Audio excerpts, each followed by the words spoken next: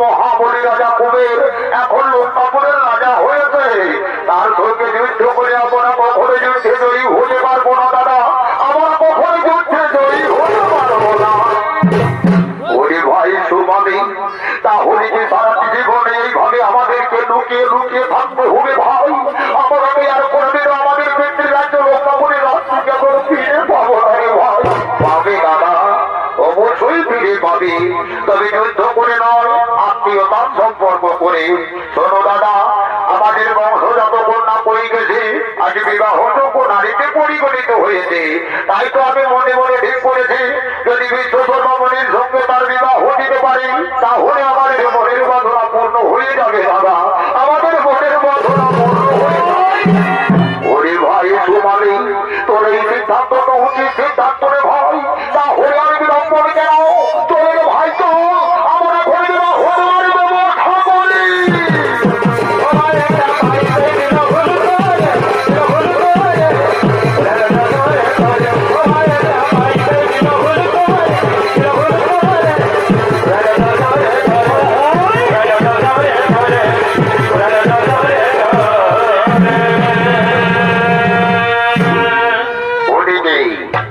ওদিকে মহামণি বিশ্বধর্মা নিজের আরাধ্য দেবতার আরাধনা করার জন্য নির্জনের স্থানে আগমন করছে।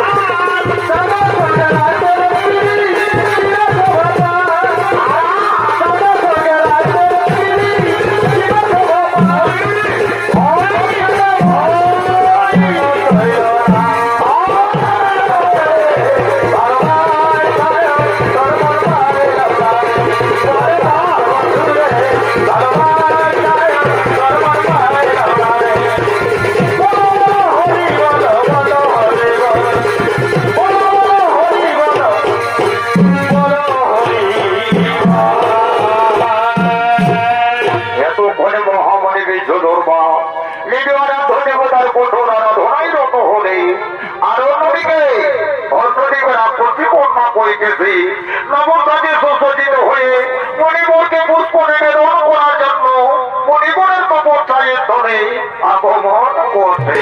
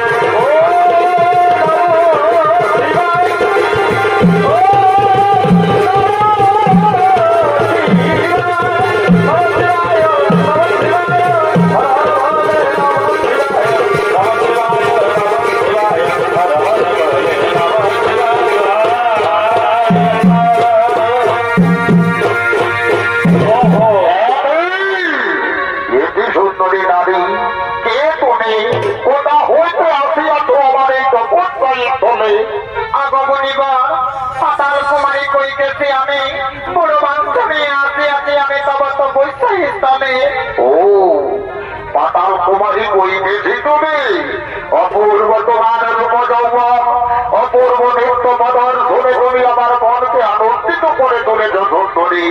তাই বলো, এই আনন্দের দিনে তুমি কি চাও আমার কাছে? যাহা চাহিবে তুমি তাই তোমাকে দেব আমি। কি বলছো মণিবর? কি বলছো তুমি? যা চাইবো আমি তাই দেবে তুমি? না না মণিবর, না, এই কথা আমার বিশ্বাস হচ্ছে না। সত্যি যদি দিতেই চাও আগে দাও ত্রিসত্য বচন, তারপরে কিছু চাইবো আমি তোমার সদর। এটি বলছো সুন্দরী নারী? তুমি জানো না মণিবাক্য কোনদিনও না হবে লঙ্ঘন, তবুও তোমার মনে বিশ্বাস জানাতে আমি ত্রিসত্যই করিব পালো।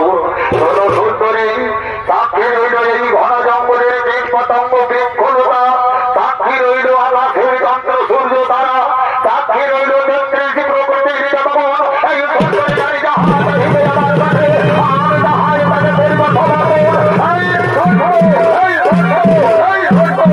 চলো সুন্দরী নারী, কি চাও তুমি আমার কাছে?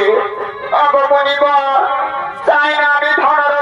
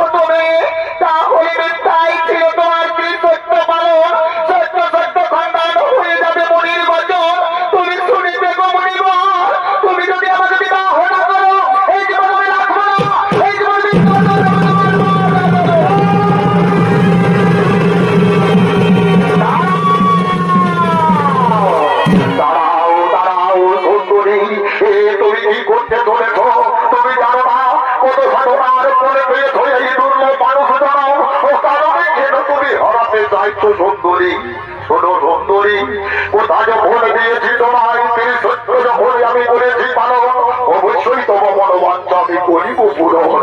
ওই দেখো আমার গচ্ছিত ফুলমালা, এই ফুলমালা তোমার বলে দিয়ে কান ধরব মতো জঙ্গল মাঝে তোমাকে আমি করবো দিয়ে। এসো এসো সুন্দরী এসো, আগে তোমার বলে মালা দিয়ে এই জঙ্গল মাঝে কান ধরব মতে তোমাকে আমি স্ত্রীরূপে গ্রহণ করে নিলাম। আজ হতে তোমার আমার সম্পর্ক হলো প্রতিপদ নেই, আজ হতে তুমি আমি হলাম ভাবে স্ত্রী, আজ হতে তুমি আমি হলাম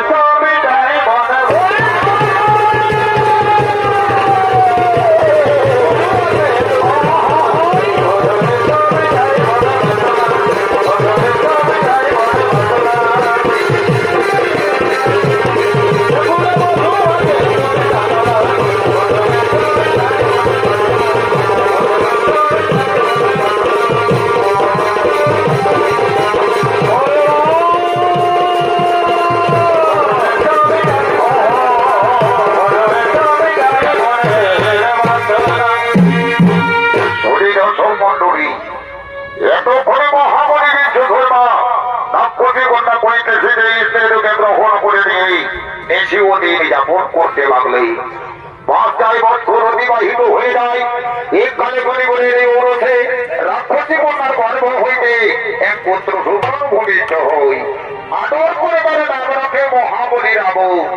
ওই রাবণ ছোটকাল থেকেই পূর্বাপুরুষের জীবন বৃত্তান্ত শুনতে শুনতে বড় হয়ে ওঠে। সে যখন পূর্ণ বয়স লাভ করে সেই সময় মাল্যবান কৌশবাড়ির ধরে পাতালপুরি আলোচনা সভায় আগমন করছে।